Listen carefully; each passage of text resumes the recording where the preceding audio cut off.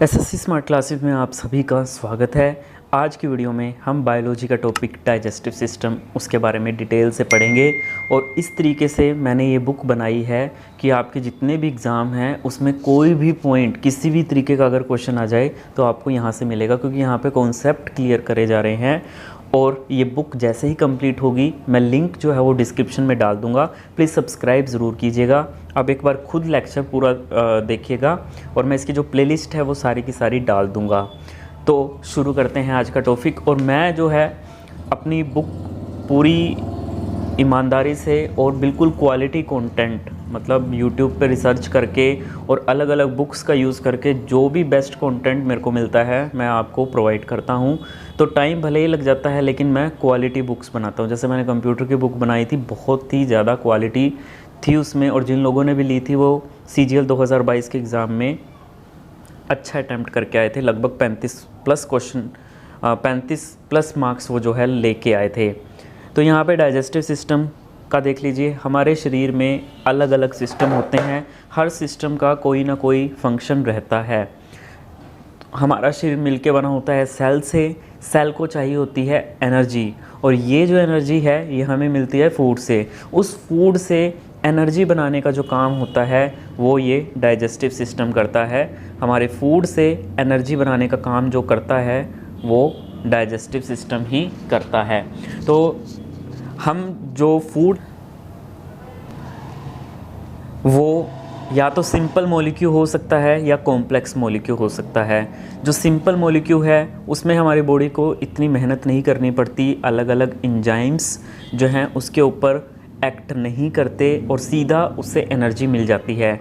जैसे कि मैं एग्जांपल आपको देता हूँ, जैसे carbohydrate, fat, vitamin, mineral, water और प्रोटीन, जिसमें आपका जो कार्बोहाइड्रेट है, फैट है और जो प्रोटीन है ये कॉम्प्लेक्स मॉलिक्यूल हैं। ये कॉम्प्लेक्स मॉलिक्यूल टूट करके हमारे शरीर में सिंपल मॉलिक्यूल में कन्वर्ट होते हैं और फिर हमें एनर्जी देते हैं।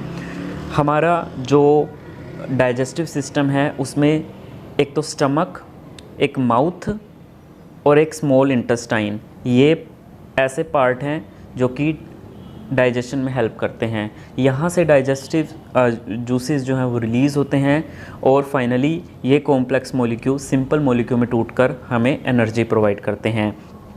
इसके विपरीत जो आपका विटामिन, मिनरल और वाटर है ये डायरेक्टली एब्जॉर्ब हो जाते हैं हमारी बॉडी में।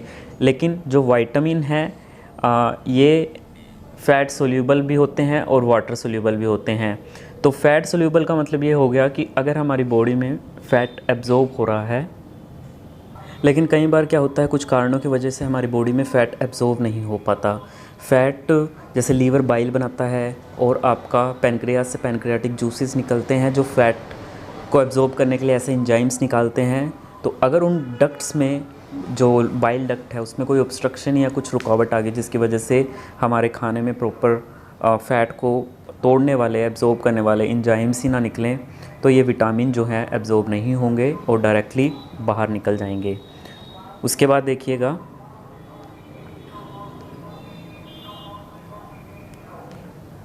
कार्बोहाइड्रेट ग्लूकोज में टूटता है, प्रोटीन अमीनो एसिड में और फैट फैटी एसिड में। ये फाइनल प्रोडक्ट हैं जो कि बॉडी एब्जॉर्ब करती है।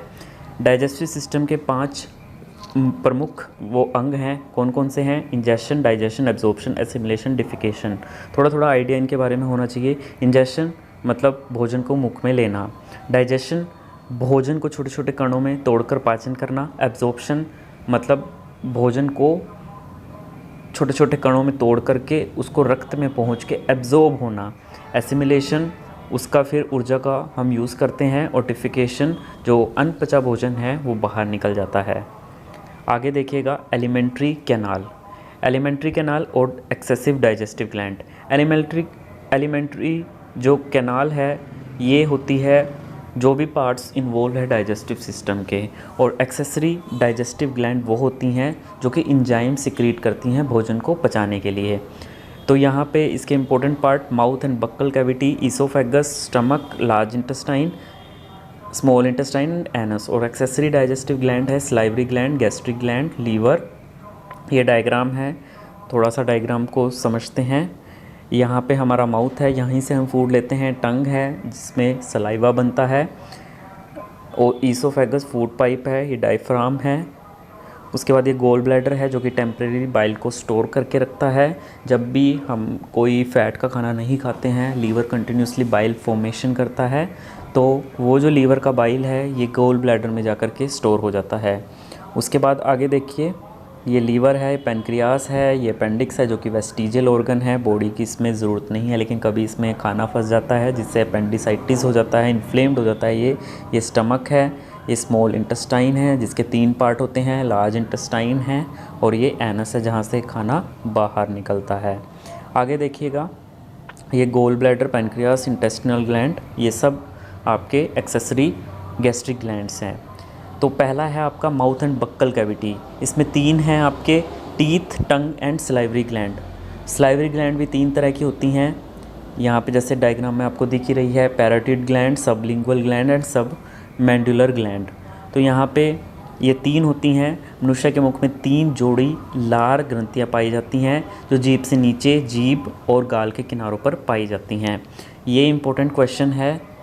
पैराटिड ग्लैंड सबसे बड़ी लार ग्रंथि है और सबलिंगुअल ग्लैंड सबसे छोटी लार ग्रंथि है। और प्रतिदिन हमारे मुंह में कितना लार बनता है? 1 से 1.5 लीटर लार बनता है। सलाइवरी ग्लैंड, तो जो सलाइवरी ग्लैंड होता है, 2 तरीके के इसमें इंजाइम्स निकलते हैं, लाइसोसोम एंड टाइलिन। टाइलिन क्या करता है? स्टार्च, एक कार्बोहाइड्रेट का ही रूप है, इसको माल्टोज में कन्वर्ट करता है। लाइसोसोम बैक्टीरिया को किल करता है। सलाइवरी ग्लैंड में एक पैराटिड ग्लैंड विषाणु द्वारा संक्रमित हो जाती है जिसमें लार ग्रंथि में सूजन आ जाता है, तब मम्प्स नामक बीमारी हो जाती है। मुंह में पचा हुआ भोजन बोलस कहलाता है। ये भी इम्पोर्टेंट क्वेश्चन है। ईसोफेगस, तो ईसोफेगस में क्या क्या है? मांसपेशियों से बनी संरचना है, 25 सेंटीमीटर लंबी संकरी नली है जो आमाशय में खुलती है, भोजन को आमाशय तक पहुंचाता है। इसमें पाचन की क्रिया नहीं होती, वेरी वेरी इंपॉर्टेंट। और कौन सी मूवमेंट होती है जिससे फूड नीचे साइड पुश होता है? Peristalsis movement. पेरिस्टालिसिस मूवमेंट क्या होता है? एक्सपेंशन एंड कॉन्ट्रैक्शन, जिसकी वजह से फूड नीचे सरकता है। आगे देखिए, स्टमक।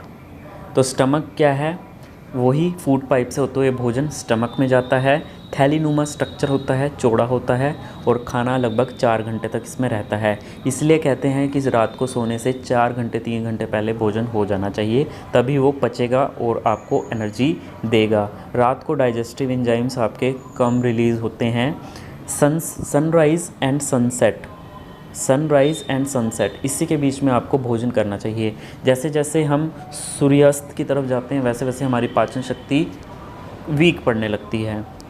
तो यहाँ पे स्टमक के पार्ट हैं, फंडिक रीजन है, पाइलोरिक रीजन है जो कि ड्यूडेनम के पास होता है, स्मॉल इंटेस्टाइन का जो पार्ट होता है, और ईसोफेगस के जो पास होता है उसको हम कार्डिक रीजन बोलते हैं। और इसके बीच में जो होता है वो होती है रुगाई।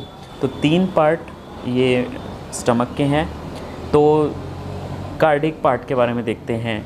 इसमें ऑक्सोंटिक सेल्स होती हैं जिनसे HCl रिलीज़ होता है और ये एंजाइम की क्रिया को तेज कर देता है और साथ में भोजन को एसिडिक बनाता है। फंडिक पार्ट, फंडिक पार्ट में क्या होता है? इसमें भोजन अधिक समय तक इसकी वजह से आमाशय में रोक कर रखता है। रुगाई पाई जाती हैं, इसमें कांटेनुमा संरचना होती है। ये भूख लगने पर बेसिकली हमें एक सिग्नल देता है हमारी बॉडी को और फिर उससे हमें पता लगता है कि हमें भूख लग रही है। पेट की सतह का क्षेत्रफल भी बढ़ाता है, ये एरिया भी बढ़ाता है। भोजन को समायोजित करने के लिए पेट को फैला देता है और भोजन पचाने के लिए उसको रोक के रखता है ताकि उस पर जूसेस एक्ट करें। पाइलोरिक रीजन, ये इंपॉर्टेंट है पाइलोरिक रीजन। तो पाइलोरिक रीजन जो है इसमें गैस्ट्रिक जूस निकलते हैं। कौन कौन से गैस्ट्रिक जूस हैं? पेप्सिन एंड रेनिन इंपॉर्टेंट है। प्रोटीन जो आप ले रहे हो उसको पेप्टोन्स में कन्वर्ट करता है, लेकिन ये जो पेप्टोन्स है ये भी अल्टीमेट प्रोडक्ट नहीं है, ये भी पेप्टोन्स फर्दर टूटता है और अमाइनो एसिड में कन्वर्ट होता है जो कि हमारी बॉडी यूज़ करती है। रेनिन इन्फेंट में सबसे ज़्यादा होता है, बच्चों में ज़्यादा होता है। दूध पचाने में सहायक होता है, विशेष प्रकार का एंजाइम है और बच्चों में ज़्यादा मात्रा में स्रावित होता है। ये जो दूध में केसिन होता है उसको पैरा कैसिनेट में बदल देता है, क्योंकि बच्चों में ज़्यादा होता है। इसी वजह से कभी आपने देखा होगा कि जो बच्चे हैं एकदम से दूध पी के उल्टी कर देते हैं, दही वो बन जाता है। उसके बाद देखिए small intestine, very very important, सबसे लंबा भाग है, 6 से 7 मीटर का होता है। आमाशय में पाचन क्रिया होने के बाद भोजन छोटी आंत में ही पहुंचता है। यहाँ पे भोजन का एब्जॉर्प्शन भी होता है और डाइजेशन भी होता है। जो संपूर्ण आहार नली की जो लेंथ है वो 9 मीटर या 32 फीट होती है। This is very very important question जो एग्ज़ाम में बनता है। उसके बाद आगे देखिए 3 भागों में विभाजित होती है, duodenum, jejunum and ileum. Diagram में दिख रहा है साफ साफ। लीवर सबसे बड़ी ग्रंथि है, लार्जेस्ट ग्लैंड है, बाइल जूस का फॉर्मेशन करता है, 800 से 1000 bile per day ml bile per day बनाता है। इसका कुछ भाग गोल ब्लैडर में स्टोर होता है। जब भी आप कोई फैट का खाना नहीं खाते तो वहाँ पे ये कंसंट्रेट और स्टोर होता है। 30 से 80 ml तक के स्टोर करके रख सकता है और टेम्परेली स्टोर होता है गोल ब्लैडर में। लीवर का function, bile production and secretion, bilirubin का एक्सक्रीशन, कोलेस्ट्रॉल बनाता है। और कोलेस्ट्रॉल क्यों ज़रूरी है? हार्मोन की प्रोडक्शन के लिए। जो सेल होती हैं, सेल की मेम्ब्रेन को बनाता है। ड्रग्स के लिए एक और इम्पोर्टेंट है फ़ैट का मेटाबॉलिज्म, बाइल सिक्रीट करके फ़ैट का मेटाबॉलिज्म, प्रोटीन और कार्बोहाइड्रेट का। एंजाइम की एक्टिवेशन को तेज करता है। स्टोरेज ऑफ ग्लूकोज, देखिए जो हमारी बॉडी में एक्सेस ग्लूकोज होता है, जो भी हमें खाने से मिलता है, उसको ग्लाइकोजन के रूप में ये स्टोर करके रखता है।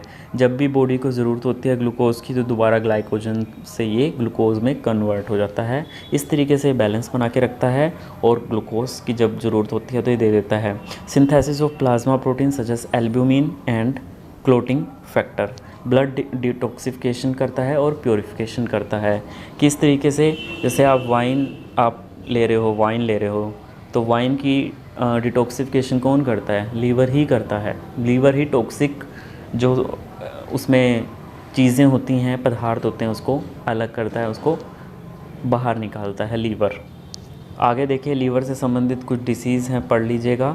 हेपेटाइटिस हो गया जिसको इन्फ्लेमेशन ऑफ द लीवर बोलते हैं। ABC इम्पोर्टेंट है। ए जो होता है ये कंटामिनेटेड फूड और वाटर से होता है। सिम्टम्स बिना ट्रीटमेंट के ही क्लियर हो जाते हैं कुछ दिन में। हेपेटाइटिस बी ये क्रोनिक है, लॉन्ग टर्म और एक्यूट है, शॉर्ट टर्म। ट्रीटेबल है ये लेकिन क्योर नहीं है। ब्लड में और सीमन में पाया जाता है। इसका मतलब it is spread through sexual contact. सीधा कोई भी बीमारी अगर ब्लड टू ब्लड कॉन्टैक्ट से फैल रही है तो मतलब ब्लड टू सीमन से अगर फैल रही है तो वो सेक्शुअल कॉन्टैक्ट में आ जाती है, ब्लड टू सीमन। तो अमिताभ बच्चन हैं, उनको एक मूवी के दौरान, कूली के दौरान उनका एक एक्सीडेंट हो गया था और उनको खून की बोतलें चढ़ी थी। उनको एक खून की बोतल में हेपेटाइटिस बी का वायरस मिल गया और उनको काफ़ी साल बाद पता चला और तब तक उनका 75% लीवर जो है वो ख़राब हो चुका था। तो ये हेपेटाइटिस बी का वायरस इतना ख़तरनाक है, ये लीवर सिरोसिस कर देता है अगर टाइम पे इसका ना पता चले। इसलिए टाइम टू टाइम इनकी जांच करा लिया करो और कोई एक्सपेंसिव टेस्ट नहीं है। हेपेटाइटिस सी ये एक्यूट और क्रोनिक दोनों होता है। ये भी ब्लड से आपका ओपनली स्प्रेड होता है। It often doesn't cause symptom in the early stage, it can lead to permanent liver damage in its later stage। आगे देखिए सिरोसिस बेसिकली क्या होता है? लीवर का ख़राब हो जाना, लीवर डैमेज को ही बोलते हैं। कंटिन्यूस लीवर जो है अगर उसमें उसकी जो सेल्स हैं वो डिस्ट्रॉय होते रहे बिकॉज ऑफ द अल्कोहल या फिर नॉन अल्कोहलिक फैटी लीवर की वजह से भी लीवर फाइब्रोसिस हो जाता है और लास्ट स्टेज उसकी सिरोसिस हो जाती है जब लीवर की रिकवरी इम्पॉसिबल हो जाती है। एक सिफिलिस एक सेक्सुअल बीमारी है, उसकी वजह से भी लीवर डैमेज हो जाता है। आगे देखिएगा फैटी लीवर डिसीज़, फैट जब उस पर बिल्ड होना शुरू हो जाए, अल्कोहलिक में अल्कोहल लेने की वजह से और नॉन अल्कोहलिक में आपका ओबेसिटी आ जाता है या फिर आपका बॉडी इंसुलिन रेजिस्टेंट बन जाता है, मतलब इंसुलिन के प्रति कार्य नहीं करता आपका शरीर। इंसुलिन जो आपकी शुगर को कंट्रोल करके रखता है। हाई ब्लड शुगर हो जाती है और high level of fat, basically triglyceride जो ख़तरनाक कोलेस्ट्रॉल का ही एक रूप है। ऑटो इम्यून की वजह से भी हो जाता है, जब आपकी बॉडी की हेल्दी सेल ही डिस्ट्रॉय होने लगी है, आपकी बॉडी की हेल्दी सेल को ये लगने लगता है कि ये जो हेल्दी सेल हैं, इम्यून सिस्टम जो है उसको हेल्दी सेल को डिस्ट्रॉय करना शुरू कर देता है। Primary sclerosing cholangitis and primary biliary cirrhosis, GGT. ये जीजीटी क्या होता है? ये बेसिकली एक टेस्ट है, ये लेवल है जो अल्कोहलिक पर्सन है उनमें एलिवेटेड होता है। और क्या है, जीजीटी में लीवर में पाया जाता है। लीवर की कंडीशंस को डायग्नोस करने के लिए अगर लीवर के साथ लीवर के और एंजाइम्स भी, जैसे कि एसजीपीटी, एसजीओटी, अगर ये भी बढ़े हुए हैं तो ये लीवर की प्रॉब्लम को इंडिकेट करता है। 0 to 30 IU पर लीटर इसकी नॉर्मल रेंज है।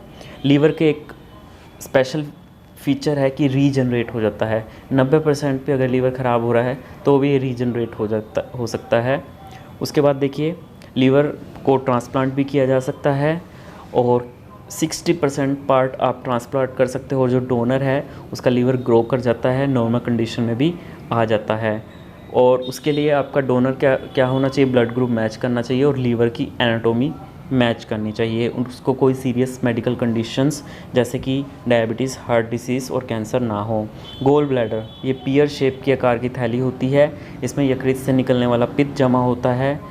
हरे पीले रंग का जो है वो बेसिक लिक्विड होता है। पीएच इम्पोर्टेंट है, इसका पीएच 7.7 होता है। यह भोजन के माध्यम को क्षारीय कर देता है। पित्ताशय में कई बार क्या होता है, स्टोन का फॉर्मेशन हो जाता है तो पूरे पित्त को बाहर निकालना पड़ता है। किस किस वजह से हो सकता है? कोलेस्ट्रॉल ज़्यादा बने, जब आपका बाइल एनफ केमिकल बनाए, your bile contain enough chemical to dissolve cholesterol excreted by your liver. Normally ये होता है, लेकिन अगर ये लीवर जो है वो कोलेस्ट्रॉल बाइल से ज़्यादा बनाने लगे तो ये जो एक्सेस कोलेस्ट्रॉल है क्रिस्टल के रूप में स्टोर होने लगेगा और स्टोन्स में बदल जाएगा। जब आपके बाइल में बहुत ज़्यादा बाइलिरुबिन है, बाइलिरुबिन एक ऐसा केमिकल है जो प्रोड्यूस होता है जब आपकी बॉडी आरबीसी को तोड़ती हैं, तब ये प्रोड्यूस होता है। तो कुछ ऐसी कंडीशन है जिसकी वजह से आपका बाइलिरुबिन लीवर बहुत ज़्यादा बनाने लगता है। इसमें आपका लीवर की सिरोसिस आ जाती है, biliary tract infection and certain blood disorder. और आपका गोल ब्लैडर अगर प्रॉपरली एम्प्टी ना हो तो इसकी वजह से बाइल वहाँ पे कॉन्सेंट्रेट होता है और गोल स्टोन बनने लगते हैं। बाइल में दो पदार्थ होते हैं, एक होता है सोडियम बाइकार्बोनेट जो फैट को तोड़ता है, और एक होता है बाइल पिगमेंट, बाइलिरुबिन येलो कलर का और बाइलिरुबिन हरे रंग का। जो बाइलिरुबिन है ये बेसिकली ब्लड और टिश्यू में प्रोड्यूस होता है। जनरली जब आपकी रेड ब्लड सेल टूटती हैं फॉर एनी रीज़न, तो ये जो बाइलिरुबिन है ये बनता है, आरबीसी ब्रोकन होती हैं, और ये जो ब्रोकन आरबीसीज़ हैं इसी की वजह से आपका जो स्टूल का कलर है वो येलो होता है। Bilirubin is filtered from the liver and comes out of the body, but when from some reason it doesn't enter the liver from the blood. और लीवर के द्वारा अगर ये फ़िल्टर नहीं होता तो शरीर में इसकी मात्रा बढ़ जाती है, इससे क्या होता है, पीलिया हो जाता है। पैनक्रियास, तो पैनक्रियास से पैनक्रियाटिक जूस निकलता है, इसका जो पीएच होता है 7.8 to 8.3, ये इम्पोर्टेंट है पीएच का, ठीक है। इसमें आपके कार्बोहाइड्रेट, वसा और प्रोटीन को पचाने के लिए एंजाइम होते हैं। ये पूरक पाचक रस, ठीक है, इसको बोलते हैं। कंप्लीट डाइजेस्टिव जूसेस यहीं से निकलते हैं। प्रोटीन को, पेप्टोन्स को ये तोड़ता है पॉलीपेप्टिडाइज में, स्टार्च को शर्करा में, फैट को फैटी एसिड और ग्लाइसरोल में। पैनक्रेटाइटिस, तो इन्फ्लामेशन ऑफ द पैनक्रियास होता है, ये टेम्परेरी भी हो सकता है but it can be life threatening. Abdominal pain इसका जनरली सिम्टम है, और कोज गॉलस्टोन और alcohol use. Pancreatic cancer, blood test CA 19.9 या फिर faecal elastase test. Faecal elastase test basically जो स्टूल में फ़ैट का अमाउंट देखता है कि फ़ैट उसमें डायरेक्टली तो नहीं आ रहा बिना एब्जॉर्ब हुए, तो उसका टेस्ट होता है ये। CA 19.9 का लेवल हाई होता है पैनक्रियाटिक कैंसर में, मतलब बहुत ज़्यादा हाई, 1000, 2000, 800, तो वार्निंग साइन होता है। अदरवाइज़ इसका जो थोड़ा सा अगर लेवल बढ़ता है तो इसका अलग कारण भी हो सकता है, इसकी वजह से भी हो सकता है pancreatitis, inflammation of pancreas, gall stone, bile duct disease including a blockage और infection, liver disease, cystic fibrosis, chronic pancreatitis. So the confirmatory test जो होता है वो आपका बायोप्सी ही होता है ब्रेस्ट साइटोलॉजी की मदद से ड्यूरिंग ERCP। क्रोनिक पैनक्रेटाइटिस जो है लॉन्ग टर्म है, प्रोग्रेसिव है, जाता नहीं है, वर्स होने लगता है, और लीवर ये जो आपका पैनक्रियास है ये एंजाइम फॉर्मेशन बंद कर देता है। उसके बाद क्या होता है, फ़ैट का एब्जॉर्प्शन नहीं होगा, बॉडी का मसल मास कम होने लगेगा, वेट कम होने लगेगा। तो ये कुछ हैं आपके यहाँ पे loss of appetite, unintended weight loss, fatty poops that leaves an oily film in the toilet, nausea and vomiting, indigestion and pain after eating, pancreatitis के अदर सिम्टम्स, इन्फेक्शन, ऑटोइम्यून भी होता है, जीन्स, जेनेटिक भी होता है, complications of cystic fibrosis. उसके बाद high blood triglyceride level, high blood calcium level, CBD obstruction दो तरीके की हो सकती है, स्ट्रिंक्चर भी बन सकता है। स्ट्रिंक्चर बेसिकली पिंच हो जाती है CBD, कॉमन बाइल डक्ट या बाइल डक्ट, तो वो बिनाइन भी हो सकता है, बिनाइन मतलब नॉन कैंसरस, और मैलिग्नेंट भी हो सकता है। डायग्नोसिस आप ERCP से कर सकते हो और MRCP से भी कर सकते हो, जो बेसिकली आपको ये बताएगी कि जो आपकी नलियाँ हैं उसमें स्वेलिंग कितनी है। CBD की नॉर्मल है 7 mm, लेकिन जब ये इन्फ्लेम्ड होती है किसी भी कारणवश तो ये 10 mm से ज़्यादा अगर हो जाए तो ये थोड़ा सा नोटिसेबल बन जाता है, तब आपको प्रोमिनेंट बन जाता है, तब आपको देखने की ज़रूरत है। पैनक्रेटाइटिस को डायग्नोस करने की ये कुछ टेस्ट हैं। उसके बाद देखिए ये स्टमक के बाद जो आपका स्मॉल इंटेस्टाइन शुरू होता है, उसके 3 पार्ट है, ड्यूडेनम जो स्टमक से नीचे, उसके बाद यू लाइक संरचना है, इसकी लेंथ 20 से 25 सेंटीमीटर है। इसमें यकृत तथा अग्नाशय की जो नलियां हैं वो खुलती हैं, उनसे जो द्रव्य होता है वो यहीं पे आपका इसी के थ्रू सिक्रीट होता है, आगे वो फूड में जाता है, मिलता है। जेजिनम, तो इसमें आपका माइक्रोविलाई होता है for the absorption of food, लेकिन इसमें पाचन संबंधी कोई रासायनिक कार्य नहीं होता। इसकी लेंथ 2.5 मीटर होती है। इलियम सबसे नीचे वाला पार्ट है, इसमें आपके एंजाइम सिक्रेट होते हैं, इसकी लेंथ 3 मीटर है। Pepsin, sucrase, maltase, lactase and lipase. Pepsin peptone को अमाइनो एसिड में, सक्रोस ग्लूकोज प्लस फ्रक्टोज में, माल्टोस ग्लूकोज प्लस ग्लूकोज में, लैक्टोज ग्लूकोज प्लस गैलेक्टोज में, फैटी एसिड एंड ग्लाइसरोल में। जो आपका छोटी आंत में भोजन का पाचन संपन्न होने के बाद भोजन जो पचा हुआ भोजन है उसको एब्जॉर्ब करने के लिए विलाई होता है। They are the finger like projection, जो कि आपका भोजन को एब्जॉर्ब करता है, विलाई होता है। उसके बाद आपका देखिए लार्ज इंटेस्टाइन, इसमें कोई पाचन संबंधी कार्य नहीं होता, इसमें किसी भी प्रकार के एंजाइम का निर्माण नहीं होता, सिर्फ वाटर का एब्जॉर्प्शन होता है। 3 पार्ट हैं, कोलोन, रेक्टम एंड सीशियम। तो यहाँ पे असेंडिंग कोलन है, ट्रांसवर्स कोलन है, डिसेंडिंग कोलन है और सिग्मोइड रीजन है, ये एनल्स हो गया। तो यहाँ पे सब कुछ बता दिया मैंने। आगे देखिएगा, ये वेस्टिजियल ऑर्गन के कुछ एग्जांपल हैं, sinuses, appendix, coccyx, wisdom tooth, external ear, nictitating membrane, tonsils. Caecum के बाद कोलोन प्रारंभ होता है जिसमें जल का अवशोषण हो जाता है।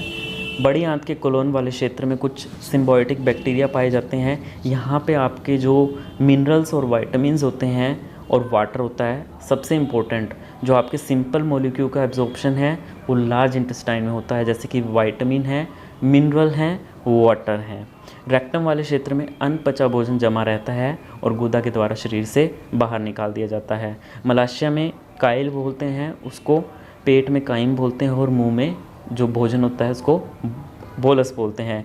आमाशय की दीवारों पर एक चिपचिपा आवरण पाया जाता है जिसे म्यूकस मेम्ब्रेन कहते हैं। आंत की जो औसत लंबाई है वो 1.5 मीटर है और जो आपकी छोटी आंत की है औसत लंबाई 6 से 7 मीटर है। जो आपकी बड़ी आंत है वो ज़्यादा चौड़ी होती है। उसके बाद देखिए आपके MCQ, मानव पाचन तंत्र में डैश पित्त स्तावित करता है, यकृत, लीवर। भोजन में डाइजेशन शुरू होता है माउथ से। लार डैश में पचाने में मदद करती है, स्टार्च को माल्टोज में तोड़ती है। तो यहाँ पे वही क्वेश्चन आ गया कि ऐसा कौन सा डाइजेस्टिव सिस्टम का पार्ट है जो कि डाइजेस्टिव प्रोसेस को कंप्लीट नहीं करता। तो ओसोफेगस हो गया, लार्ज इंटेस्टाइन हो गया, मलाशय हो गया, इवन स्मॉल इंटेस्टाइन के जुजनम पार्ट जो होता है वहाँ पे भी डाइजेशन का काम नहीं होता। मनुष्य के पाचन तंत्र में जो एक्सक्रीटेड अम्ल है वो कौन सा है? HCl है। मुख में स्टार्च का शर्करा में पाचन किसके द्वारा होता है? टाइलिन के द्वारा। दूध प्रोटीन को पचाने वाला एंजाइम रेनिन है। पाचन क्रिया में प्रोटीन में इसमें किस पदार्थ में बदल जाते हैं? अमाइनो एसिड में। कौन सा कथन सही है? पचने वाले भोजन का अवशोषण बड़ी आंत में होता है? नहीं, यहाँ पे वाटर का एब्जॉर्प्शन होता है। बड़ी आंत छोटी आंत की तुलना में चौड़ी होती है और छोटी होती है। जी हाँ, ये सही है। मानव पाचन तंत्र में कौन सा पाचक एंजाइम नहीं है? गैस्ट्रिन नहीं है, ट्रिप्सिन है, पेप्सिन है जो कि प्रोटीन को अमाइनो एसिड में तोड़ता है, टाइलिन है स्टार्च को उसमें तोड़ता है, ये आपका माल्टोज़ में। ठीक है, तो ये आपके एंजाइम्स हैं। तो वीडियो अच्छी लगी हो तो प्लीज़ लाइक शेयर सब्सक्राइब कर देना। धन्यवाद। जैसे ही बुक कंप्लीट होती है आप डिस्क्रिप्शन में दिए गए लिंक से उसको ले सकते हैं।